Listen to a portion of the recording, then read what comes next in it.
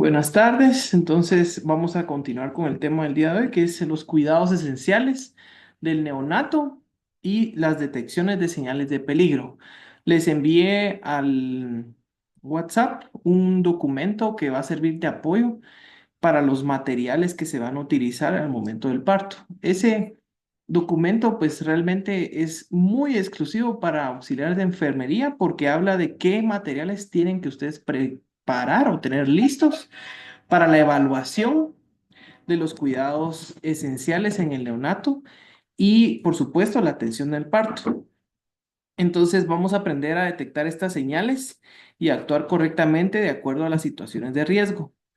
Primero que nada, pues habíamos hablado y tratando de recapitular un poco lo que vimos la semana pasada, que la adaptación de la vida extrauterina del bebé va a comenzar con una respiración. Esta respiración da inicio espontáneamente en el primer llanto, cuando se expanden los alveolos pulmonares por primera vez. Se va a cambiar o intercambiar el aire perdón, el líquido que tenían adentro por el aire al momento de respirar. Y vamos a continuar con un cambio también gradual en el cierre del foramen oval y el ductus arterioso. La circulación se va a volver de forma independiente. Al momento de haber cortado el cordón umbilical, esta circulación cambia. Y esto realmente ayuda y es un repaso también de lo que vimos la semana pasada. Y vamos a entrar más a detalle hoy en esto también.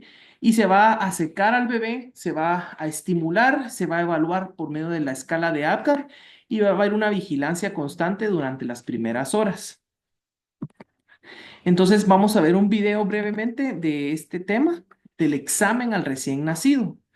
Me comentan, por favor, si se puede ver ahí. ¿Sí se puede ver? Ok. Vamos a compartirlo de todas maneras en la presentación del video, en dado caso de que los que estén viendo este video por Zoom no lo puedan observar.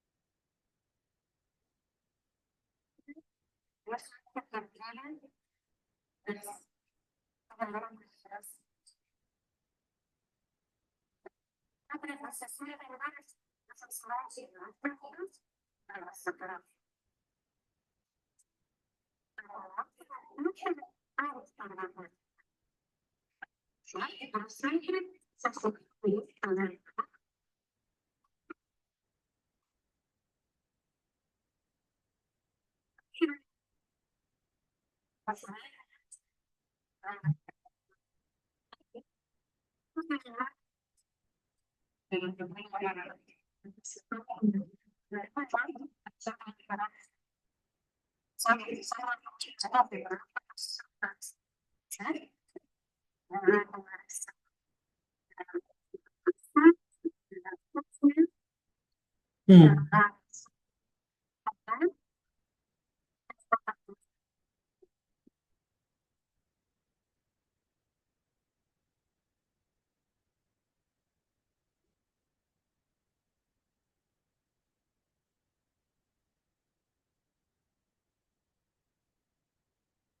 excelente. Vamos a regresar entonces a la presentación. Entonces, vimos varias maniobras que hacían la doctora aquí, una enfermera también, al recién nacido, ¿verdad? Y estaban haciendo el examen o la exploración de los reflejos, por ejemplo, el reflejo de Moro, ¿verdad? Que el bebé utiliza sus manos y sus pies como para tratar de agarrar algo en el aire, ¿verdad? En el momento en que puede que se asuste o que si yo le agarro los brazos y se lo vuelto o si yo le empujo las piernas. Es decir, este reflejo es el conocido como el reflejo de Moro y es importante evaluarlo porque eso nos dice que tiene un buen funcionamiento del sistema nervioso central. Entonces, dentro de los cuidados que le vamos a dar al bebé, habíamos iniciado de que la respiración comienza en el primer llanto. Y aquí hay una imagen que les voy a hacer un poco más grande para que la podamos ver. Porque la doctora comentó algo bien importante y es de que puede que un bebé tenga un soplo o tenga ese como sonido o un golpe en el momento en que uno lo escucha con el estetoscopio, tiene un ruido. Este ruido puede ser un ruido anormal y puede también ser un ruido normal. Entonces la pregunta del millón es ¿cuándo es normal este ruido y cuándo no? ¿Ah? Pero para eso hay que entender un poquito más la fisiología y la anatomía del feto. Si nos vamos aquí a la imagen, voy a hacerla un poco más grande. Creo que ahí sí se ve, ¿verdad? Bueno, aquí podemos observar de que está el corazón fetal. Miren, este corazón tiene una característica muy diferente al corazón de un adulto. Y es de que en medio de estos dos espacios, ¿verdad? Podríamos decir que este es el atrio derecho y este es el atrio izquierdo.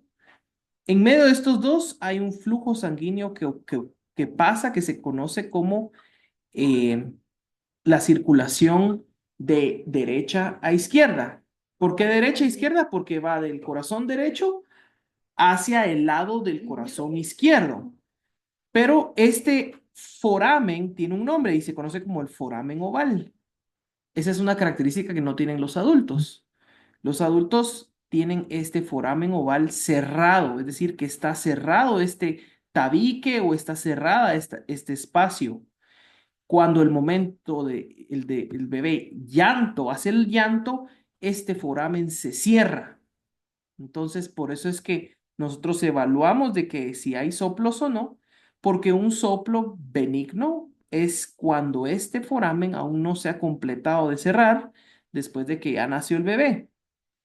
Lo menciono porque van a decir, ay, se le escucha algo, alguien va a mencionar, yo le escucho algo al corazón del bebé. Puede ser benigno y puede ser maligno. Entonces, para no alarmarse, por eso es que se manda a hacer un ecocardiograma para ver que su corazón esté normal.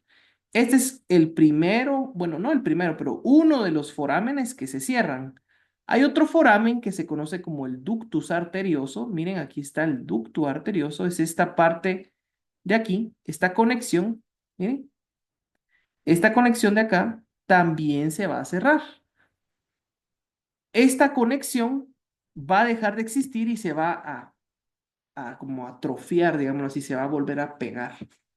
Esto de acá es la, digámoslo así, que la conexión que hay normal en el feto de sangre rica en oxígeno, porque esta sangre que está de color roja, que está rica en oxígeno, va hacia el cerebro del bebé. Mientras que esta que está aquí como color violeta, un color como un poco más oscuro, es sangre poco oxigenada, es decir, que es sangre que ya usó el cuerpo, ya usó el hígado, ya usó el corazón, ya usó el mismo cerebro para poder oxigenarse. Entonces, por eso es que acá las arterias se ven de color oscuro, mientras que las venas se ven de color rojo. Entonces, la circulación en un feto es diferente, es al revés. La arteria tiene sangre poca, rica, no, poco de oxígeno y la vena está rica de oxígeno. En el adulto es diferente. En el adulto la sangre rica en oxígeno pasa por las arterias, que es la sangre roja, mientras que las venas tienen sangre poca en oxígeno. Entonces, este otro ducto que está aquí, el ducto arterioso, también se cierra al momento de la primera respiración. Y si el bebé se pone azul, porque eso es lo que ustedes van a ver, un color azul, puede ser que el problema esté aquí o puede ser que el problema esté aquí, en el corazón. Entonces, por eso es que corren mucho los pediatras y por eso corren mucho los auxiliares de enfermería y los enfermeros al momento de la respiración, porque sabemos que todo esto se tiene que cerrar y el bebé tiene que tener un color adecuado.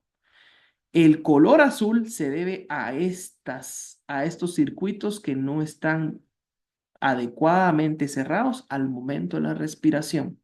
Entonces, eso es lo que quiero que ustedes al final de esta charla, pues, logren obtener y captar. Y por último, hay otro orificio que se cierra, ¿sí? Y es el que está aquí, que se conoce como el ducto venoso. Este ducto venoso, si se dan cuenta, y vamos aquí de regreso a donde está la flechita, miren esta flecha, de aquí viene sangre, de esta flecha roja, viene sangre, ¿y qué creen que hay aquí? Aquí está la vena umbilical, miren, yo les dije, lo rojo, lo que está rico en sangre, es vena. Esta vena umbilical viene de aquí, ¿y qué creen qué creen que es esto de acá? ¿En dónde creen que está el ombligo? No, el ombligo no está en la placenta. ¿Ah? Sí, está en el abdomen. Eso significa que este dibujo, digámoslo así, si le pusiéramos un ombligo, ¿dónde se lo pondríamos? ¿Se lo pondríamos aquí o se lo pondríamos aquí? Aquí abajo, ¿verdad? Porque cuando nosotros cortamos el cordón, vamos a cortar arterias y vena. Dos arterias y una vena. Eso es lo que ustedes van a cortar en el momento en el que el cordón umbilical se clampea o se sella para que ya no siga saliendo sangre. Entonces, miren todo esto que acabamos de descubrir. La vena, que es la roja, es la rica en oxígeno, y la arteria, miren, es la que está pobre en oxígeno. ¿Por qué? Porque trae toda la sangre que viene del sistema que ya vimos aquí, que es el sistema circulatorio fetal. Entonces, estas dos arterias umbilicales, miren, provienen de lo que es la vena cava inferior y la aorta. Mientras que esta vena umbilical lleva sangre rica en oxígeno que pasa por este ducto que se llama el ducto venoso, que este ducto venoso lleva sangre, miren, ¿hacia dónde? Hacia el hígado. Hacia el hígado. Este ducto se cierra. Este ducto también se cierra. Hay un ducto en el hígado que se cierra. Si yo vengo y abro y parto aquí a un adulto y busco el hígado, voy a ver que ahí hay un ligamento que se llama el ligamento redondo, que eso era el ducto venoso, pero en el adulto ya no es funcional, ya no tiene ninguna función. ¿Por qué? Porque al momento de respirar se cerró, ¿sí? Entonces, esto es importante mencionárselos porque son tres orificios los que se van a cerrar al momento de la respiración. Si el bebé se pone azul es porque algo está ocurriendo en esos tres orificios. Entonces, sigamos acá. Miren, justamente en el texto dice lo mismo. Inicio de la respiración, con el primer llanto, los pulmones se expanden y el líquido pulmonar es absorbido. Aumenta la oxigenación y disminuye la resistencia vascular pulmonar. Se cierra el foramen oval. Es el primero que se cierra. Esto permite el paso de la sangre de la aurícula derecha a la aurícula izquierda, evitando a los pulmones.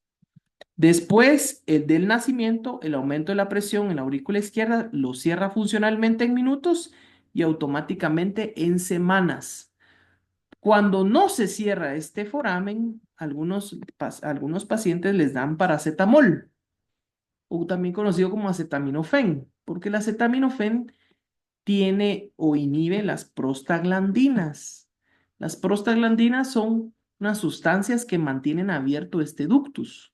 Y al tomar paracetamol, un medicamento tan común, ya no se producen las prostaglandinas y se cierra o se termina de cerrar ese ducto, ¿verdad?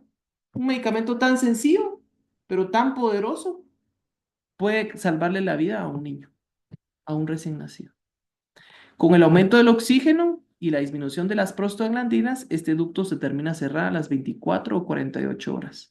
Incluso a algunos recién nacidos les dan paracetamol intravenoso en el momento de que nazcan para que en esas 48 horas todavía se termine de cerrar el ductus. Miren, cierren del ductus venoso en el feto. El ductus venoso transporta sangre oxigenada desde la placenta hasta la vena cava inferior y se cierra tras el corte del cordón umbilical redirigiendo la sangre al hígado.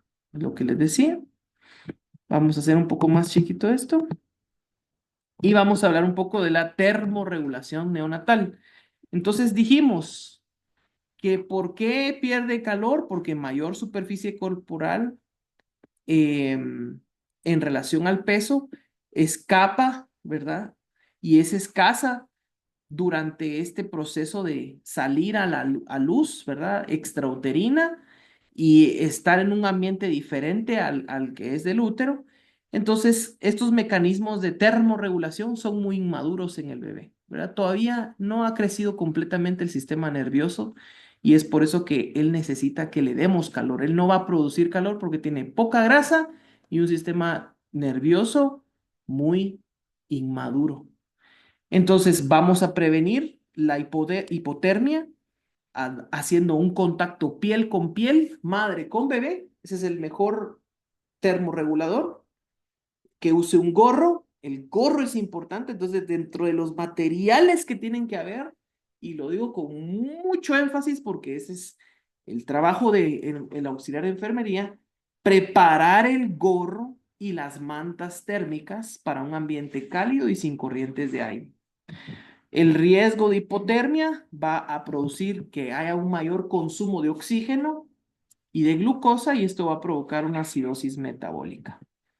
Y va a haber un retraso en esta adaptación postnatal. Miren, ahora vamos a ver cómo exploramos físicamente al neonato. Primero que nada, tenemos que ver el color. Dijimos que azul está mal. ¿Qué otros colores pueden haber o qué otros colores se les puede ocurrir a ustedes que puede tener un recién nacido? Puede estar rosado, muy bien. ¿Rosados qué sería? ¿Sería normal o malo? Rosado es lo normal. ¿Qué otros colores podrían haber? Muy bien. ¿Y cómo se le llama al color amarillo? Ictericia. ¿Esta ictericia cuándo aparece o cuándo podría aparecer? Existe la ictericia normal, que se conoce como ictericia fisiológica. Esta ictericia normal aparece en las primeras 72 horas de nacido el bebé y es porque él está todavía adaptándose a un nuevo ambiente y está tomando de la leche de mami, ¿sí? Esta leche de mami va a producir en él una reacción y esta reacción puede ser que sea un poco como extraña para su cuerpo y por eso es que va a producirse este color amarillento. 5 miligramos de bilirrubina, mayor a 5 miligramos de bilirrubina en la sangre, ya es un motivo para que nosotros estudiemos al bebé y por eso es que la ictericia regularmente siempre es motivo para una consulta con el médico, porque hay ictericias que no son buenas, pero no lo podemos descubrir solo con ver al bebé. Hay otra ictericia que también es por deshidratación. Cuando el bebé no ha tomado suficiente leche, se deshidrata y también provoca ictericia. Y otro Hay muchas, la verdad. Hay otras que son por una incompatibilidad sanguínea.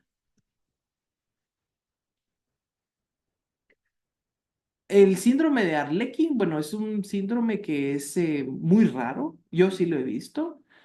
Y pues básicamente es una anomalía cromosómica y genética, ¿verdad? bastante fuerte. Y sí es bastante rara también, ¿verdad? Y muy, muy extraña y fuerte para los bebés. De hecho, sí recuerdo haberle dado leche de fórmula a un bebé con el síndrome de Arlequín porque no podía tomar la leche materna, ¿verdad? Pero son casos muy raros de bebés que no aceptan la leche materna, ¿verdad? Y por eso es que se ponen así ictéricos, amarillos. ¿Por qué? Porque no pueden, no soportan las proteínas que tiene la leche materna. Ya habíamos hablado de que la leche materna tiene proteínas, ¿sí? Pero hay proteínas que hay algunos bebés que no las soportan. O sea que eso sería como una alergia de leche, ¿no? Así es una alergia a la leche materna, así en idioma así sencillo, ¿verdad? Ujú. Entonces, la frecuencia respiratoria, vamos a ver que tenga una buena frecuencia respiratoria, también una frecuencia cardíaca adecuada. Ya dijimos, arriba de 100 latidos por minuto es bueno, abajo es malo. Sus reflejos primitivos, el reflejo de Moro, el reflejo palmar, el reflejo plantar, el reflejo de succión. Identificar si hay anomalías en la piel, como por ejemplo algún golpe. Una vez me tocó atender a un recién nacido que tenía aquí un corte, ¿verdad? ¿De qué creen que era el corte? Ujú, cuando nació. Pues porque iba a tener un corte cuando nació, sí. Sí, es decir que obstetricia, ¿verdad? Ginecología obstetricia, pues accidentalmente cuando partió, ¿verdad? O hizo la cesárea, cuando partió la mamá, le partió también la cara al bebé, ¿verdad? Cuando abrió el útero, metieron mucho el bisturí y partieron la carita del bebé, ¿verdad? Eso también hay que reportarlo y para eso todo eso hay una documentación que ustedes tienen que escribir los hallazgos que ustedes han visto. Se van a revisar las fontanelas, ya vimos cómo es el examen físico de fontanelas. Hay una fontanela anterior y una fontanela posterior. Si está muy deprimida, está deshidratado. Si está muy elevada, podría haber hidrocefalia. Entonces tiene que ser normal. No puede haber ni mucho ni poco, ¿sí? Muy bien abajo. Algunos dicen así, pero realmente es una deshidratación. Le vamos a llamar deshidratación a esa mollera baja. Entonces vamos a revisar también, verificar sus extremidades, que tenga todos sus deditos. Algunos vienen con los deditos pegados, otros vienen sin deditos, otros vienen con más deditos. Hay otros que vienen sin mano. ¿Por qué pasa eso? Esos son defectos del tubo neural cuando hay un defecto déficit del ácido fólico, pero en extremidades es diferente. No, no es genético, es algo infeccioso. Y es por eso es que es la importancia de hacer un torch. siempre a las madres, ¿verdad? Cuando hay una infección, el cordón umbilical eh, tiene, pues también se infecta con esta infección y en el momento en el que el bebé agarra el cordón umbilical, él mismo se puede infectar, ¿verdad? Y se corta los deditos con el cordón umbilical, o por eso es que tienen los deditos pegados, porque el cordón umbilical está infectado, ¿verdad? Y eso es lo que hace que tengan estas anomalías, ¿verdad? Pero el El, torche es provocado por el vacuno. el TORCH es unas siglas que son de diferentes patógenos. T es de Toxoplasma gondii, ¿verdad? R es de rubiola, H es de herpes, C es de citomegalovirus, en fin, son diferentes, ¿verdad? No solo es de uno, ¿verdad? El Toxoplasma gondii se encuentra en las heces fecales de los gatos, ¿verdad? Solo la T, digámoslo así, del TORCH. ¿Verdad? Entonces, por eso es importante hacerles este examen a todas las madres, ¿verdad? En el control prenatal. Tamizaje metabólico, miren, el tamizaje neonatal, ¿cómo se hace el tamizaje neonatal? En el talón se le pincha, ahí sí que, y esto es importante porque fíjense que hay una patología muy común que ocurre cuando pinchan el talón, pero llega al hueso. ¿Qué pasa si ustedes pinchan el talón, pero tocan el hueso del talón? Es decir, el calcáneo le llamamos nosotros. ¿Qué pasa? Puede haber una necrosis del calcáneo si usted le pincha muy fuerte el talón al bebé. Entonces no tiene que hacerlo exactamente en la punta del talón, porque ahí es donde está el hueso. Tiene que pincharlo un poquito más al lado. La idea es es obtener un poco de sangre, no es tocarle el hueso, ¿verdad? Entonces esto es importante mencionarlo porque realmente el personal de enfermería es quien toma la muestra, ¿verdad?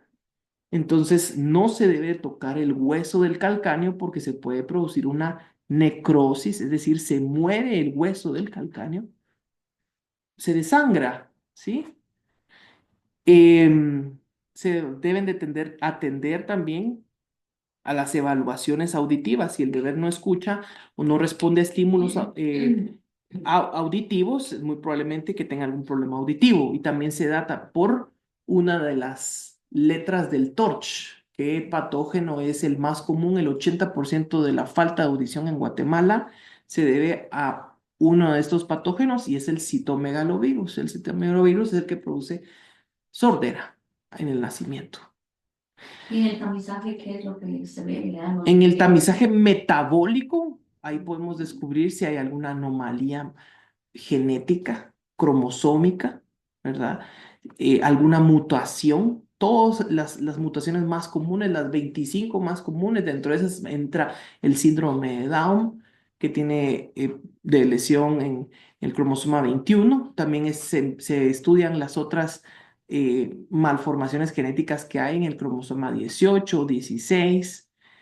Y es por eso que se llama tamizaje metabólico, porque en genética, pues nosotros sí estudiamos todas esas enfermedades, pero a nivel de auxiliares de enfermería solo necesitan saber qué son esas enfermedades, ¿verdad? Detección de cardiopatías, habíamos dicho, ¿verdad? Si está azul, puede haber un problema en el corazón. Evaluación de auditiva, ya dijimos. Sigamos con la siguiente. Cuidado del cordón umbilical, y esta sí es muy importante, mantenerlo limpio y seco. Lavar con agua, un jabón neutro, si está visiblemente sucio, ¿verdad? Si está como contaminado, lo podemos lavar con agua y jabón y secar completamente después de eso. No se va a aplicar alcohol, no se va a aplicar yodo, no se va a aplicar clorexidina ni ningún tipo de antiséptico, porque esto va a causar infección. ¿Qué patógenos pueden vivir en la clorexidina? ¿Qué es la clorexidina?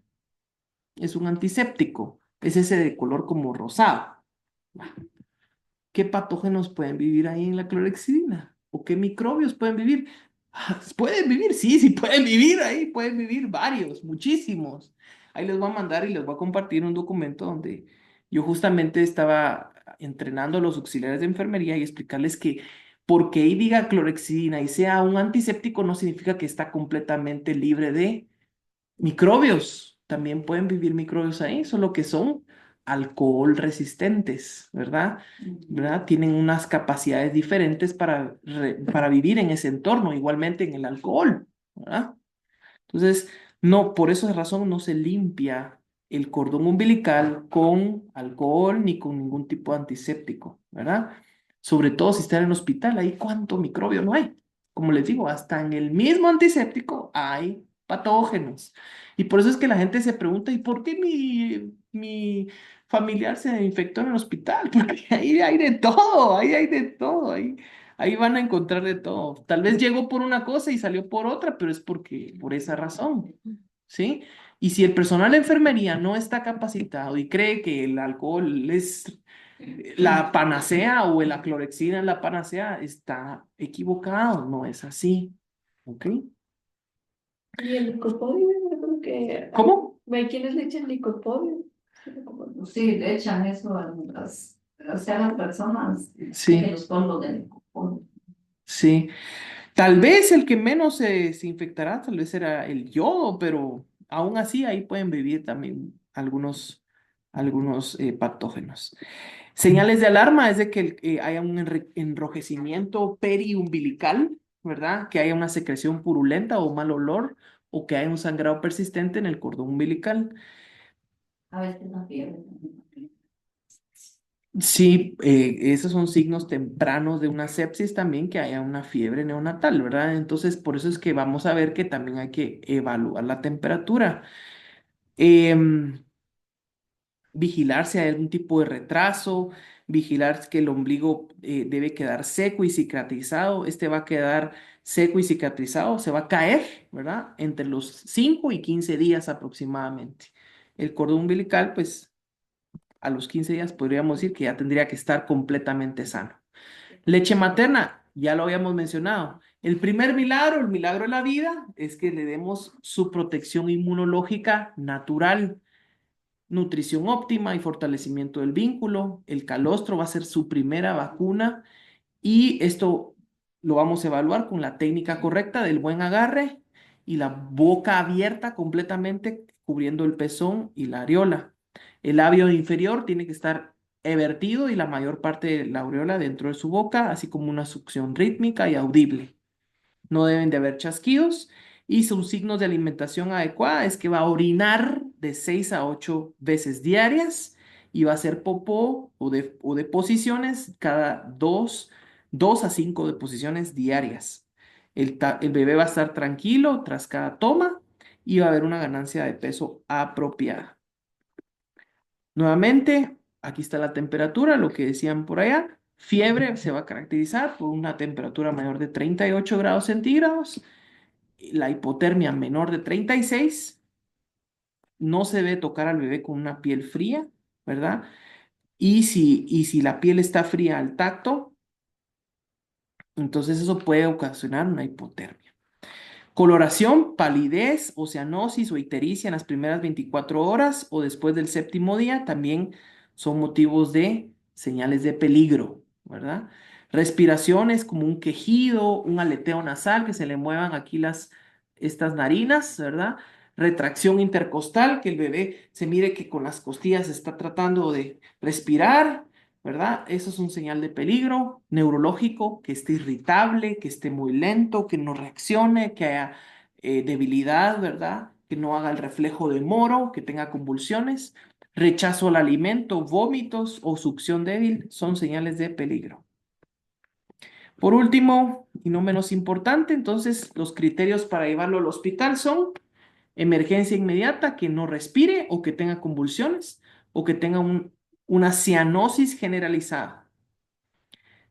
De urgentemente se debe llevar si hay una respiración difícil, si hay fiebre o si hay una ictericia, una piel amarillenta muy intensa.